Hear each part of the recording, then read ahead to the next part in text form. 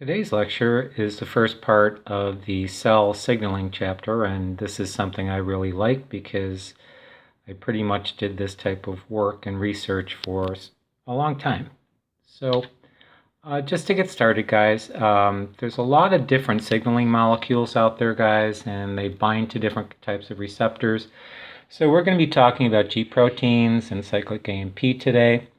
Tyrosine kinases, signaling by MAP kinase, PI3 kinase, etc., and looking at how some receptors are coupled to transcription factors and some of the signaling dynamics and networks.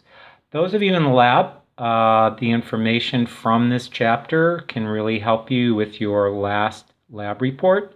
So just keep that in mind. You might want to keep this chapter on the side so that you can write your lab report.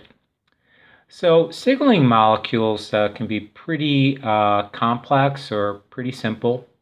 Some will carry signals for long distances in your body, some just act locally. And there's different modes of action on how they actually bind or get across the plasma membrane. So we can have direct cell-to-cell signaling, and that's when you have direct interaction of cells with one another, and some of the proteins involved would be called integrins and cadherins, and we covered some of that in chapter 15, and also signaling by secreted molecules in the cell. So endocrine signaling is when hormones are involved, and a good example of that would be estrogen. So there's different types of hormone receptors that our cells have. So peregrine signaling, guys, would be when molecules are released by one cell and they act on cells that are kind of close by. So neurotransmitter are examples of that. Autocrine, so autocrine, guys, is when you have cells that respond to signaling molecules that they produce themselves. And T lymphocytes are a good example of that because, you know, they have to grow, they proliferate, and there's a lot of autocrine signaling that takes place as they are starting to develop and grow. Now, you can have receptors on different parts of the cells, externally or internally. Internal receptors usually are those that will respond to hydrophobic molecules. So again, these can slip across the plasma membrane, and steroid hormones, thyroid hormone, etc., these are ones that fall within that category. Now, testosterone, estrogen, and progesterone, these are sex steroids produced by the gonads, and these are synthesized from cholesterol. So again, guys, I want you to keep in mind when we talk about cholesterol, so often people talk about the negative properties of it, but it turns out without that we wouldn't have a lot of the steroids that we have in our bodies that are very important. Now, receptors can also be present, and some of them are within a superfamily that we call the nuclear receptor superfamily. Those are usually transcription factors that have domains for ligand binding. So a ligand might be the hormone itself, or it could directly bind to DNA, so there's DNA binding domains there, and can cause transcription activation. So the steroid hormones and related molecules then will directly regulate this type of gene expression. Now, ligand binding has different effects on different receptors. So some are nuclear receptors will be inactive in the presence of hormones. So for example, guys, glucocorticoids, you may have heard of those. That receptor is bound to a heat shock protein 90. So these are chaperones. And when there's no hormone present, that heat shock protein is bound. But as soon as the glucocorticoid binds, the heat shock protein 90 is displaced, and then you get regulation of DNA being copied and then transcribed into RNA, etc. So here's an example. So here's your glucocorticoid. Gets across the plasma membrane. Here's your heat shock protein, and the receptor is inactive at this point. Once the binding takes place, the heat shock leaves. Then the glucocorticoid is free to go inside, and it can actually bind. Here's your DNA all coiled up, etc. and you'll get activation taking place. Now, there's also some types of different peptide hormones out there, guys, and a big one to think of is insulin, okay, glucagon, and also some of the pituitary gland hormones.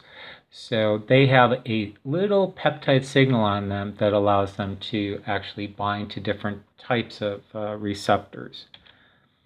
So neuropeptides, again, would be something that are secreted by neurons. Enkephalins and endorphins, a lot of you have probably heard of those. They are neurotransmitters, and we also have neurohormones that are natural analgesics. They decrease the pain responses. They bind to the same receptors on brain cells that morphine does. That's why when you exercise, when you release those endorphins, etc., it gives you pleasure. It's a good thing to do, like eating chocolate. Now, there's a lot of different types of growth factors out there, and two that I'd like you guys to know for your test would be nerve growth factor. That's a member of the neurotrophin family, and they actually regulate development and survival of neurons. Epidermal growth factor, or EGF, that will stimulate cell proliferation. I've worked with this one a lot, guys, in my research. And it's pretty much the prototype for studying of growth factors. A lot of research groups use this when they're studying cancer. There's also platelet-derived growth factor, PDGF, and this is stored in blood platelets and released during blood clotting, so it's very important and stimulates proliferation of fibroblasts. And that contributes to the regrowth then of damaged tissue. So wound repair, this particular growth factor plays a big role in that. Cytokines, please know, these are signaling molecules. They regulate development and differentiation of red blood cells, activities of lymphocytes during the immune response. But they also are involved in a lot of cell signaling, so they're quite important. We do also have what are known as membrane-anchored growth factors, and they remain in the plasma membrane, and they function as signaling molecules in the direct cell to cell. So since they're bound or anchored, guys, they will interact with the cell next to them. Eicosanoids, these are involved in lipid signaling. So prostaglandins, thromboxanes, leukotrienes, etc. So they're actually lipid molecules that are involved. They break down rapidly, and they act in usually autocrine or paracrine types of pathways. Now, most of the ligands that are responsible for cell-to-cell signaling will bind to surface molecules. Makes sense, right? So the surface is very important. So we have what's called intracellular signal transduction, and in this process, the surface receptors regulate intracellular enzymes, which then transmit signals from the receptor to a series of additional intracellular targets. So this is really a hot area of research right now for cancer. So I personally worked with G-coupled protein receptors. They're the largest family of cell surface receptors, and the signals are transmitted via guanine nucleotide binding proteins, or what we call gene proteins. These are transmembrane spanning types of receptors. They actually go through the membrane 7 times. So here's the outside of the cell. Here's your G protein coupled receptor. Here's your amino terminus and carboxyl terminus there. So once you bind the ligand, guys, to the actual receptor, what happens is there's changes that take place on the cytosolic side.